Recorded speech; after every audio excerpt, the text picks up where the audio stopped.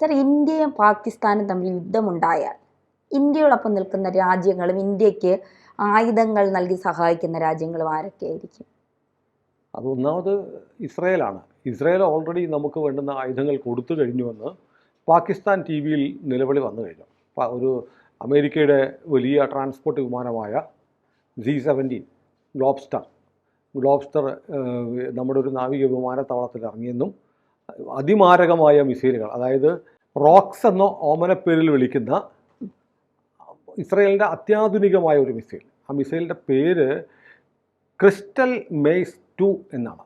Crystal maze 2 മിസൈലിൻ്റെ പ്രത്യേകത, ഈ missile സാധാരണ മിസൈലുള്ള ഗൈഡഡ് മിസൈൽസാണ്. ഇപ്പം ധന്യായിരിക്കുന്ന സ്ഥലത്തേക്ക് ഇസ്രായേലിൽ നിന്നൊരു മിസൈൽ വിടണം, പേടിക്കണ്ട. അപ്പോൾ കൃത്യമായി GPS ലൊക്കേഷൻ സെറ്റ് ചെയ്ത് കൊടുത്താൽ ആ മിസൈൽ ഇങ്ങനെ നേരെ ധന്യായിരിക്കുന്നിടത്തേക്ക് വരും. അതാണ് GPS മിസൈലിൻ്റെ ഒരു സ്വഭാവം. അപ്പോൾ ധന്യ ഇരിക്കുന്ന സ്ഥലം ധന്യ മാറിയാലും GPS വെച്ച് പിന്നെയും നമ്മളെ ട്രാക്ക് ചെയ്ത് മിസൈൽ പിന്നാലെ വരും. ഇതാണ് ഇപ്പോൾ ആധുനിക മിസൈലുകൾ ഒക്കെ ചെയ്യുന്നത്. അപ്പോൾ പ്രിസിഷൻ മിസൈലുകളൊക്കെ അങ്ങനെ കൃത്യത ഈ ഒബ്ജക്റ്റ് ടാർഗറ്റ് മൂവ് ചെയ്താൽ അത് പിന്നാലെ വരും. പക്ഷേ അതിന് GPS വേണം. ഇപ്പോൾ റോക്ക് എന്ന് പറയുന്ന ക്രിസ്റ്റൽ മെയ്സ് 2 എന്ന് പറയുന്ന ഇസ്രായേൽ നിർമ്മിത മിസൈലിൻ്റെ ഗുണം എന്താണെന്നറിയോ? GPS ഇല്ലേൽ പോകും വരും. GPS അങ്ങ് കട്ടായിപ്പോയി, അല്ലെങ്കിൽ മൊബൈൽ അതിൻ്റെ പല ജാമറോ ഒക്കെ വെച്ചിട്ട് ഇതിനെ തടസ്സപ്പെടുത്താൻ കഴിയുമെങ്കിൽ അങ്ങനെ തടസ്സപ്പെടുത്തിയാലും ഇത് സ്വയം ട്രാക്ക് ചെയ്ത് ടാർഗറ്റ് മൂവ് ചെയ്താൽ ടാർഗറ്റിനെ തേടി പിടിച്ച് തട്ടിയിട്ടേ പോകത്തുള്ളൂ. അത്തരം ഒരു മിസൈൽ ഇന്ത്യക്ക് ഒരു ലോഡ് നിറയെ, ഒരു ഗ്ലോബ്സ്റ്റാർ C-17 വിമാനം നിറയെ ഇന്ത്യക്ക് ഇസ്രായേൽ കൊണ്ട് കൊടുത്തു എന്നാണ് മിനിഞ്ഞാന്ന് പാകിസ്ഥാൻ ടെലിവിഷൻ ചാനലിൽ നിലവിളി വന്നത്. അപ്പോൾ ഇന്ത്യയെ സഹായിക്കുന്ന ഒരു രാജ്യം ഉറപ്പായല്ലോ. പിന്നെ നമ്മുടെ കയ്യിൽ സ്പൈസ് 2000 മിസൈലുകളുണ്ട്. ഗൈഡഡ് പെനിട്രേഷൻ ബോംബ് നമ്മുടെ കയ്യിലുണ്ട്. ഈ സ്പൈസ് 2000 ഗൈഡഡ് പെനിട്രേഷൻ ബോംബ് എന്ന് പറയുന്നത് ഇപ്പോൾ ഇസ്രായേലുമായുള്ള കൊളാബറേഷനിൽ നമ്മൾ ഇന്ത്യയിൽ നിർമ്മിക്കുന്നുണ്ട്. ഇപ്പോൾ ഈ നേരത്തെ പറഞ്ഞ റോക്ക് മിസൈലുകൾ, അതായത് ഇപ്പോൾ ഏറ്റവും ആധുനികമായ സ്വയം ആളെ തേടി പിടിച്ച് തട്ടുന്ന മിസൈൽ, അത് നമുക്ക് ഇന്ത്യയും ഇസ്രായേലുമായിട്ടൊരു കരാറിൽ എത്തിയിരുന്നു. ഇന്ത്യയിൽ നിർമ്മിക്കാമെന്നുള്ള കരാർ നമ്മൾ എത്തിയതാണ്. പ്രൊഡക്ഷൻ ആരംഭിച്ചിട്ടില്ല. മേക്ക് ഇൻ ഇന്ത്യ പദ്ധതിയുടെ ഭാഗമായി നമ്മൾ ഇന്ത്യയിൽ നിർമ്മിക്കാൻ നെതന്യാഹുവും മോദിയും തമ്മിൽ എഗ്രിമെൻ്റായി. പക്ഷേ ആ എഗ്രിമെൻ്റായി നമുക്ക് ഉൽപ്പാദനം ഇവിടെ ആരംഭിക്കാൻ തുടങ്ങിയിട്ടില്ല. അതിനു മുമ്പേ നമുക്ക് ആവശ്യം വന്നാലോ എന്ന് കരുതിയിട്ടാണ് ഇസ്രായേൽ നെതന്യാഹു ഒരു വിമാനം നിറയെ, കൂറ്റം വിമാനമാണേ, ആ വിമാനം നിറയെ എത്ര ആയിരം എണ്ണം ഉണ്ടാവുമെന്ന് അറിയത്തില്ല, അതെന്തായാലും ഇവിടെ കൊണ്ടുവന്ന് ഇറക്കിയിട്ടുണ്ട്. പാകിസ്ഥാൻ പേടിച്ചിരിക്കുക. കാരണം അവരുടെ പ്രധാനമന്ത്രി ഇപ്പോൾ ഈ പറഞ്ഞ പോലെ മൂലക്കുരു പൊട്ടിയിട്ട് റാവൽപിണ്ടിയിലെ ആശുപത്രിയിലാണെന്നുള്ള മിലിറ്ററി കമ്മ്യൂണിക്കേ വന്നിട്ടുണ്ട്. അവിടെ അങ്ങോട്ടൊരു സാധനം വിട്ടാൽ അത് അവിടെ പോയി ഇയാളുടെ മണ്ടയ്ക്ക് പൊട്ടിയിട്ടേ തിരിച്ചു വരത്തുള്ളൂ. ഇടയ്ക്ക് വെച്ച് ഓഫ് ചെയ്താലും പോരുമില്ല. അപ്പോൾ ഞാൻ വിട്ടതാണ് എന്ന തരത്തിലാണ് സാധനം പോകുന്നത്. അത് നമുക്ക് കിട്ടിയിട്ടുണ്ട്. അപ്പോൾ അതൊരു പ്രധാനപ്പെട്ട കാര്യമാണ്. പിന്നെ ഇന്നലെ മറ്റൊരു സംഭവം ഉണ്ടായി. ഇത് പറയും മുമ്പ് മറ്റൊന്നുകൂടെ പറഞ്ഞു. ഇസ്രായേലല്ലേ, ഇസ്രായേലിന് ഇതുപോലൊരു ആവശ്യം വന്നായിരുന്നു. ഈ ഹമാസ് ഭീകരന്മാരായിട്ടുള്ള ഏറ്റവും കൊടും ഭീകരന്മാർ, അവരുടെ പ്രധാനപ്പെട്ട നേതാക്കൾ യാഹിയ സിൻവർ ഉൾപ്പെടെയുള്ള ആളുകൾ ഖാൻ യൂനിസിലും റാഫയിലുമാണ് ഭൂമിക്കടിയിലെ ബങ്കറുകൾ ഒളിച്ചിരുന്നത്. അവരെ തീർക്കാൻ വേണ്ടി ഇസ്രായേൽ വലിയ മാരകമായ തോതിലൊരു റാഫ ആക്രമണം നടത്തി. അപ്പോഴാണ് നമ്മുടെ ഇവിടുത്തെ ദുൽഖർ സൽമാൻ വരെ ഓൾ ഐസ് ഓൺ റാഫ എന്ന് പറഞ്ഞുള്ള നിലവിളി തുടങ്ങിയത്. കാരണം അവർക്കറിയാമായിരുന്നു യഹിയ സിൻവറൊക്കെ അവിടെയായിരുന്നു. മലയാള സിനിമക്കാർക്ക് അറിഞ്ഞുകൂടാത്ത കാര്യമൊന്നുമില്ലല്ലോ. അതുകൊണ്ട് അവിടെ യഹിയ സിൻവറിനൊക്കെ പൊള്ളും അല്ലെങ്കിൽ തല പോകുമെന്ന് പറഞ്ഞപ്പോൾ ഇവിടെ നിലവിളി ഉയർന്ന അതേ റാഫ ആക്രമിക്കാൻ തീരുമാനിച്ചപ്പോൾ അമേരിക്കയുടെ ഇസ്രായേലിൻ്റെ വലിയേട്ടനായിട്ട് ഭാവിക്കുന്ന അമേരിക്ക, ബൈഡൻ്റെ അമേരിക്ക, അവിടെ ബങ്കർ ബസ്റ്റർ ബോംബുകൾ ആർക്ക് കൊടുത്തില്ല? ഇസ്രായേലിന് കൊടുത്തില്ല. അപ്പോൾ ഈ ഭൂമിക്കടിയിലെ ബങ്കറുകളിൽ ഇരിക്കുന്നവരെ നസറുള്ളയെ ലബനോണിൽ കൊന്നല്ലോ, ആ ബോംബുകൾ ഇസ്രായേലിൻ്റെ കയ്യിലില്ലായിരുന്നു. ഇസ്രായേൽ ആക്രമണം ആരംഭിക്കുകയും ചെയ്തു. എന്നാൽ അമേരിക്ക സാധനം കൊടുത്തുമില്ല. എന്താ പറ്റി, എന്ത് ചെയ്തു എന്നറിയാമോ? അപ്പോൾ എന്താ സംഭവിച്ചത്? പക്ഷേ നമ്മൾ പിന്നെ കാണുന്നത് 2 ദിവസം കൊണ്ട് റാഫ അടിച്ചവർ പൊടിയാക്കി.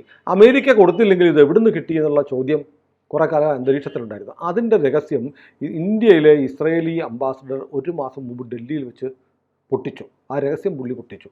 എന്താണെന്നറിയോ? ഞങ്ങൾക്കെന്താ ആവശ്യം വന്നപ്പോൾ അമേരിക്ക സഹായിക്കാതിരുന്നപ്പോൾ ഈ ബങ്കർ ബസ്റ്റർ ബോംബുകൾ തന്ന് സഹായിച്ചത് ഇന്ത്യയാണ് എന്ന് പറഞ്ഞു. ഇന്ത്യയിൽ നിന്ന് നമ്മൾ കൊടുത്തു. അപ്പോൾ അവിടെ ഹമാസ് ഭീകരൻ്റെ നെഞ്ചത്ത് കയറിയ വെടിയുണ്ടകളിൽ ഒരുപാട് എണ്ണത്തിൽ മെയ്ഡ് ഇൻ ഇന്ത്യ എന്നുണ്ട്, ഒരുപാട് മിസൈലുകളിൽ മെയ്ഡ് ഇൻ ഇന്ത്യ എന്നുണ്ട്. നമ്മൾ നേരത്തെ ABC നമ്മളൊരു ഒരു ഡിസ്കഷനിൽ നമ്മളവിടെ അൽ ജസീറ TV ഉണ്ടല്ലോ, ഖത്തറിൻ്റെ ഈ ഭീകരന്മാരെ സഹായിക്കുന്ന ടെലിവിഷനാണ്. അവരൊരിക്കൽ അവിടെ വീണൊരു മിസൈലിൻ്റെ ഷെല്ലിൻ്റെയൊക്കെ ചിത്രം എടുത്ത് കാണിച്ചു, ക്ലോസപ്പിൽ കാണിച്ചു. മെയ്ഡ് ഇൻ ഇന്ത്യ എന്നെഴുതിയ സാധനമാണ് അവിടെ പോയി പൊട്ടുന്നത്. അപ്പോൾ ഇത് നമ്മൾ വെറുതെ തള്ളാൻ പറയുന്നതല്ല. കാരണം നമ്മൾ ആദ്യം പറഞ്ഞപ്പോൾ നമ്മൾ ചിലരൊക്കെ പിന്നെ തള്ളുകയല്ലേ, ഇന്ത്യക്ക് സ്വന്തം കാര്യം നോക്കാൻ നേരമില്ല, അപ്പോഴല്ലേ ഇന്ത്യ ഇസ്രായേലിന് കൊടുക്കുന്നത്. അത് നമ്മൾ വീഡിയോ ചെയ്ത് 2 ദിവസം കഴിഞ്ഞപ്പോഴത്തേക്ക് പ്രശാന്ത് ഭൂഷൺ സുപ്രീം കോടതിയിൽ ഒരു കേസുമായിട്ട് പോയി. പാവപ്പെട്ട പലസ്തീൻകാരെ കൊല്ലുന്ന, ഗാസയിലെ കുഞ്ഞുങ്ങളെ സ്ത്രീകളെയൊക്കെ കൊല്ലുന്ന ഇസ്രായേലി ഭീകരന്മാർക്ക് ഇന്ത്യ ആയുധം കൊടുക്കുന്നു, തടയണം കോടതി എന്ന് പറഞ്ഞു. അപ്പോൾ കോടതി പറഞ്ഞു ഓർഡറാന്ന് പറഞ്ഞു. ഇവിടെ എന്ത് വിൽക്കണം എന്ത് വാങ്ങണമെന്ന് തീരുമാനിക്കുന്നത് കോടതിയല്ല, ഇന്ത്യ ഗവൺമെൻറ്റാണ്. അവർ ഇഷ്ടമുള്ളത് വിൽക്കും, ഇഷ്ടമുള്ളത് വാങ്ങും, നീ പോടാന്ന് പറഞ്ഞു. അപ്പോൾ നമ്മൾ പറഞ്ഞത് ശരിയായി, ഇന്ത്യ ആയുധം കൊടുക്കുന്നുണ്ട്. ഇന്ത്യ ഒരുപാട് ആയുധം കൊടുത്തു. അങ്ങനെ ഇന്ത്യ ആയുധം കൊടുത്തത് എന്തുകൊണ്ടെന്ന് ചോദിച്ചാൽ നരേന്ദ്രമോദി ഇവിടെ ഇരിക്കുന്നതുകൊണ്ടാണ്. കാരണം ഇസ്രായേലിന് അനുകൂലമായ നിലപാട് ഒരിക്കലും ഇന്ത്യക്ക് ഉണ്ടായിരുന്നില്ല. പലസ്തീൻ എന്ന് പറയുമ്പോൾ നമ്മൾ ഇന്ത്യൻ ഭരണാധികാരികൾക്ക് കണ്ണീരും ഒക്കെ സ്നേഹമൊക്കെ വഴിഞ്ഞൊഴുകുമായിരുന്നു. ബാഗ് തൂക്കിക്കൊണ്ടുവരും, റിവർ ടു സീ എന്നുള്ള എന്ന് വെച്ചാൽ റിവർ ടു സീ എന്ന് പറഞ്ഞാൽ ഹമാസിൻ്റെ മുദ്രാവാക്യമാണ്. ഇസ്രായേലില്ല, നദി മുതൽ കടൽ വരെ ഞങ്ങളുടെ ആണെന്ന് പറഞ്ഞാൽ ഇസ്രായേൽ പാടില്ല, ഇസ്രായേലികളെ മുഴുവൻ കൊല്ലണമെന്നാണ് റിവർ ടു സീ എന്ന് പറയുന്ന മുദ്രാവാക്യത്തിൻ്റെ അർത്ഥം.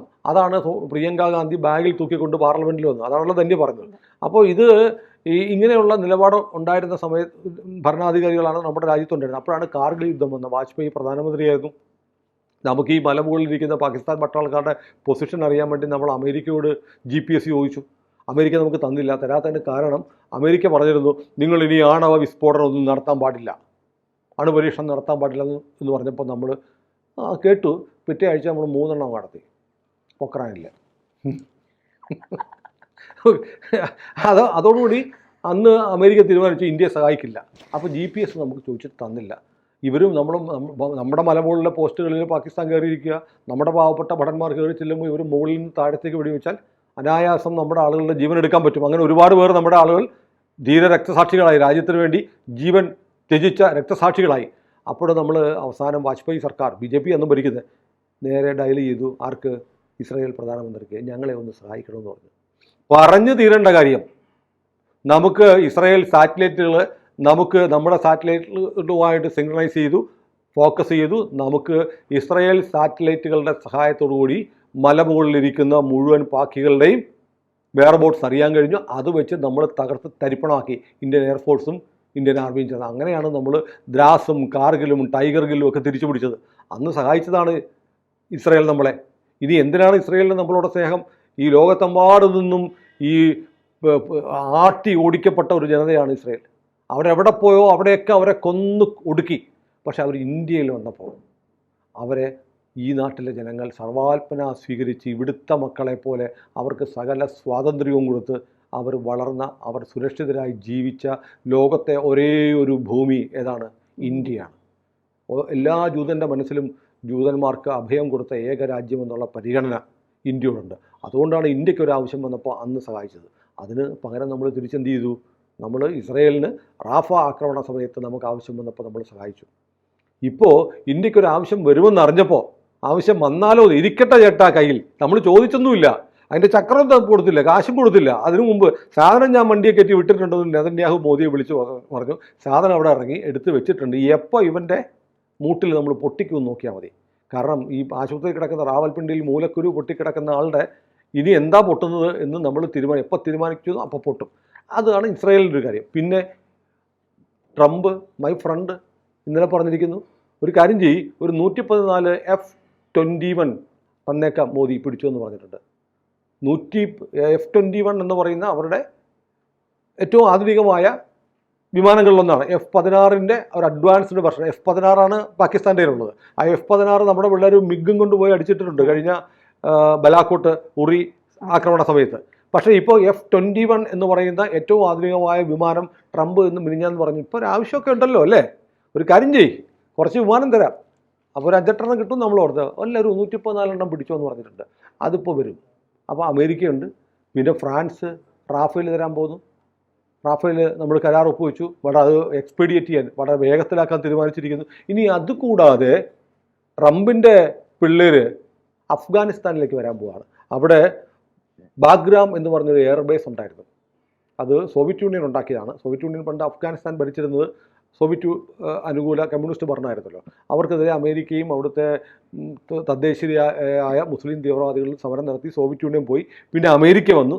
അമേരിക്കയും 2021 പോയപ്പോൾ ലോകത്തിലെ ഏറ്റവും വലിയ ഒരു സൈനിക എയർബേസ് വ്യോമത്താവളമാണ് ബഗ്രാമിൽ അമേരിക്ക ഉണ്ടാക്കി വെച്ചിരിക്കുന്നത്. ഏറ്റവും ശക്തമായ, ഏറ്റവും വലിയ ഗാലക്സി 5 വിമാനങ്ങൾ വരെ ഇറങ്ങാൻ കഴിയുന്ന ഏറ്റവും വലിയ ഗാലക്സി C5 ആണ് ലോകത്തിലെ ഏറ്റവും വലിയ ട്രാൻസ്പോർട്ട് വിമാനം, അമേരിക്കയാണ്. അതുവരെ ഇറങ്ങാൻ കഴിയുന്ന, അതിൻ്റെ റൺവേയുടെ വലിപ്പം കേൾക്കണം. 2 റൺവേ ഉള്ളത്.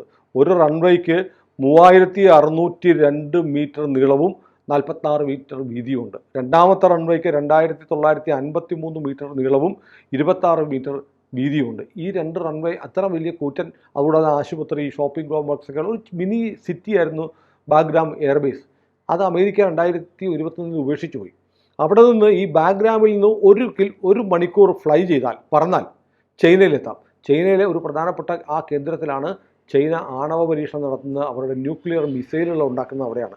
അപ്പോൾ ഇപ്പോൾ ട്രംപ് ആലോചിക്കുകയാണ്, ആ എയർബേസ് വിട്ടത് മണ്ടത്തരമായിപ്പോയി, ബൈഡൻ വിട്ടുകൊടുത്തതാണ്. അവിടെ നമ്മൾ തിരിച്ചു പിടിച്ചാൽ, ഒരടി വന്നാൽ ചൈനക്കെട്ടടിക്കാൻ 1 മണിക്കൂർ പറഞ്ഞാൽ നമുക്ക് ചെല്ലാം. അവിടെ നമ്മുടെ ബേസ് തിരിച്ചു പിടിക്കണം എന്ന് ട്രംപ് ഇന്നലെ പറഞ്ഞു. ട്രംപ് ഇന്നലെ പറഞ്ഞതുകൊണ്ടൊരു നമുക്കൊരു ഗുണമുണ്ട്. എന്തറിയോ? കാരണം ഇന്ത്യയും പാകിസ്ഥാനും തമ്മിലൊരു അടിയുണ്ടായാൽ ചിലപ്പോൾ കയറി ഇടപെടാൻ ആര് വരും? ചൈന വരും. ചൈന കയറി ഇടപെടാൻ വന്നാൽ നമുക്ക് ആര് സപ്പോർട്ടുണ്ട്? അമേരിക്ക അങ്ങ് ദൂരെ കിടക്കുന്നു, റഷ്യ അതിനപ്പുറത്ത് കിടക്കുന്നു. പക്ഷേ റഷ്യയും ചൈനയും തമ്മിൽ ബായി ആണ്. അപ്പോൾ ഈ ഇന്ത്യ ഉപഭൂഖണ്ഡത്തിൽ ചൈന എവിടെയെങ്കിലും ഒരു ഇടപെടൽ നടത്തിയാൽ അതിനെ ചെറുക്കാൻ അമേരിക്കയ്ക്ക് വരണം. അമേരിക്കയ്ക്ക് ഓടിയെത്താൻ കുറേ സമയമെടുക്കും. അതേസമയം അഫ്ഗാനിസ്ഥാനിൽ അമേരിക്കൻ പട്ടാളം വന്ന് കിടന്നാൽ ചൈനയ്ക്ക് കയറിക്കളിക്കാൻ പറ്റില്ല. അതുകൊണ്ടുകൂടിയാണ് ചൈന ചിലപ്പോൾ ഒരുപക്ഷെ ഇതിൽ ഇടപെടാനുള്ള സാധ്യത കൂടെ കണക്കെടുത്തിട്ടാണ് ട്രംപ് ഇന്നലെ പറഞ്ഞിരിക്കുന്നു, ഇത് ഉപേക്ഷിക്കാനുള്ള തീരുമാനം ഭയങ്കര സോ സാഡ് ആൻഡ് ക്രൈസി, അത് ഞാൻ തിരുത്താൻ പോവുകയാണ്, ഞാൻ ബാഗ്രാം എയർബേസിലേക്ക് പട്ടാളത്തെ അയക്കാൻ പോവുകയാണെന്ന് പറഞ്ഞ് എയർബേസ് പിടിക്കുക എന്നുള്ളത് അമേരിക്കയുടെ ലക്ഷ്യം തന്നെയാണ്. ഒപ്പം ഇന്ത്യക്കെതിരെ ചൈന എന്തെങ്കിലും ചെയ്താൽ ഞങ്ങളുടെ പിള്ളേരവിടെ ഉണ്ട് എന്ന് കാണിക്കാനും കൂടിയാണ്. അപ്പോൾ ഇന്ത്യയെ സഹായിക്കാൻ ഇസ്രയേലുണ്ട്. അത് പറയുമ്പോൾ നമ്മൾ ഒരു കാര്യം കൂടെ എപ്പോഴും പറയുന്നതാണ്, ഒന്നുകൂടെ ആവർത്തിച്ച് പറയാതെ തരമില്ല. ഏത് റഷ്യ ഉണ്ടെങ്കിലും ഏത് അമേരിക്ക ഉണ്ടെങ്കിലും ലോകത്തൊരേ ഒരു രാജ്യമേ പറഞ്ഞിട്ടുള്ളൂ, ഇന്ത്യയോട് ആരെങ്കിലും യുദ്ധം ചെയ്താൽ ഞങ്ങളോടും അവർ യുദ്ധം ചെയ്യേണ്ടി വരുമെന്ന് പറഞ്ഞത് ഇസ്രയേൽ മാത്രമാണ്. അത് നമ്മൾ ഓർക്കണം. ഇന്ത്യക്ക് ഊണിലും ഉറക്കത്തിലും, ഏത് രാവിലും പകലും, ഏത് കൊടുങ്കാറ്റിലും പേമാരിയിലും ഇന്ത്യക്ക് ആശ്രയിക്കാവുന്ന ഒരേ ഒരു വിശ്വസ്തനായ സുഹൃത്തുണ്ടെങ്കിൽ അതിൻ്റെ പേര് ഇസ്രായേൽ എന്നാണ്.